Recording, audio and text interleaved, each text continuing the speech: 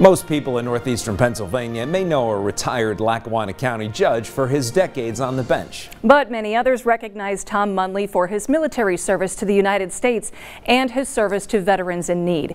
28-22 news anchor Mark Hiller sat down with the Pennsylvania Patriot to talk about his commitment to those who served.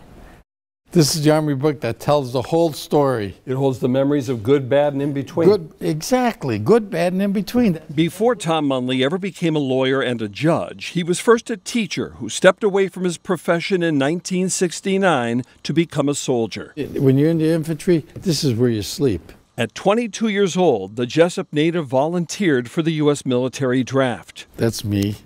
All these are me. He served in Vietnam, where nearly 60,000 American troops died in combat.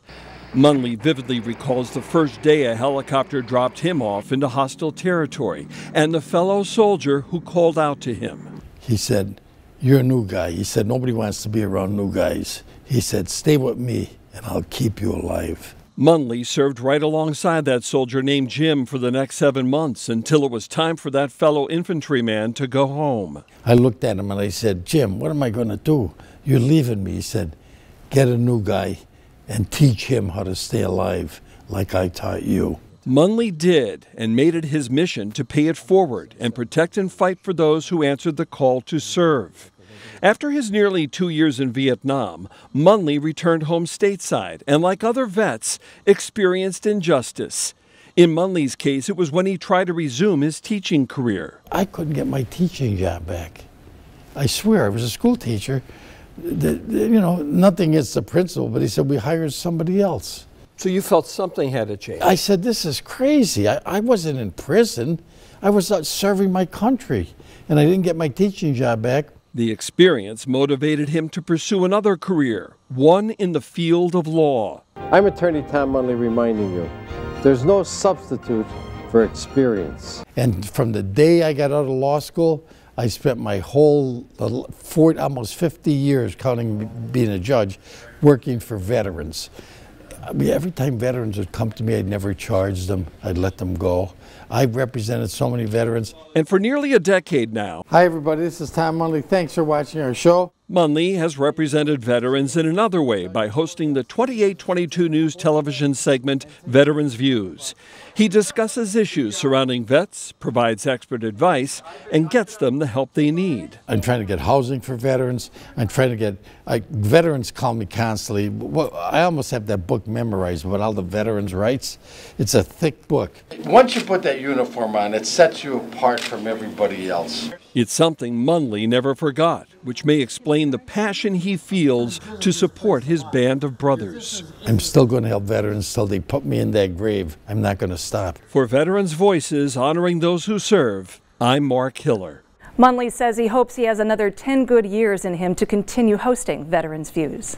A Vietnam veteran walking across New York State. So Tom, just some basic facts. How old were you when you first were? Were you drafted? Did you enlist? I volunteered for the draft. Okay. I volunteered for the draft. So when was that? 1969. Okay. What city? What are we talking about? And I was born and raised in Jessup, but I was a school teacher for 1 year after I got out of college. I was a school teacher for 1 year, and I knew I didn't want to be a teacher the rest of my life. Right. So I wanted to be a lawyer, and I called the draft board. They said, "You leave teaching, you're going to get drafted immediately." So I said, "Look, just take me in. That's it." So how old were you? 19? I was 22. Or 22. I never figured I'd go in the infantry.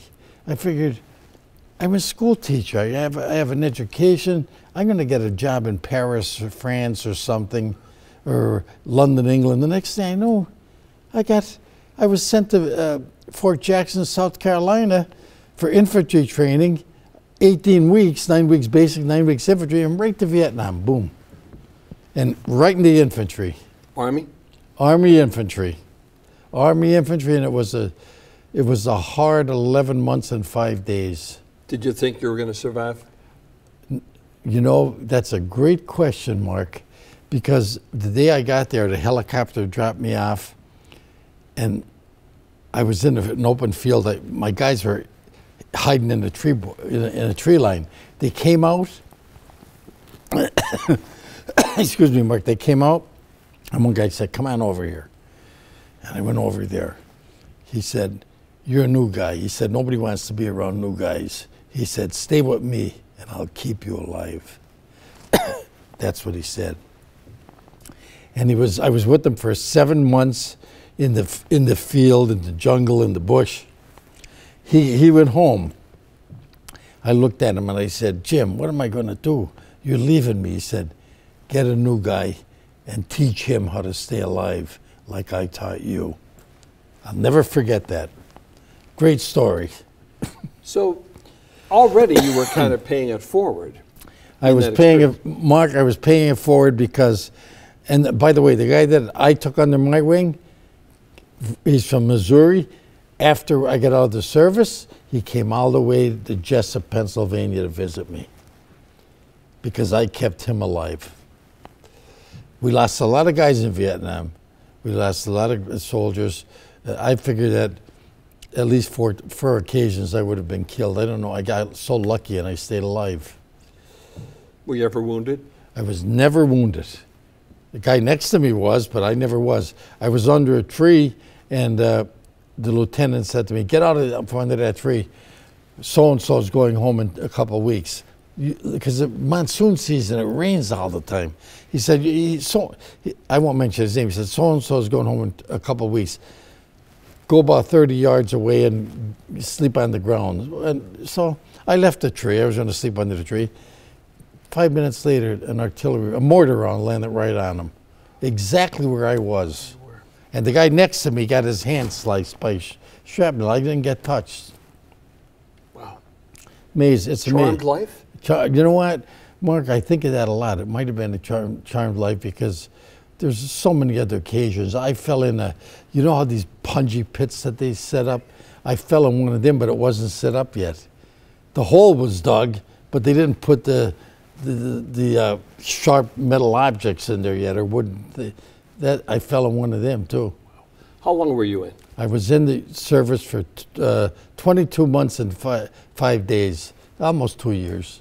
But you know, I lucked out because the last 3 months I was in Vietnam, they sent a helicopter out to us. They said, does anybody know how to type? And I yelled, I know how to type, I know how to type. They put me on a helicopter, so the last 3 months I was in the rear. I still had to pull guard at night, and that was easy for me. Everybody thought that was so dangerous. I pulled guard at night, and in the daytime, I was like a clerk. So I was only out in the infantry for 8 months and so many days. That was every day as heck. What did you learn or experience during your 22 months and 5 days that made you feel or carry with you this desire to continue helping veterans? Right. Mark, you asked a great question because when I got back from Vietnam, of course, nobody cared. I got thrown out of a gas line when I got back there. I said, where were you the last year? And I said, I was in Vietnam. He said, well, you know, you weren't here. He threw me out of the line. You know, and I'm thinking, this is what they do to veterans who served their country? I couldn't get my teaching job back. I swear, I was a school teacher. You know, nothing against the principal, but he said, we hired somebody else.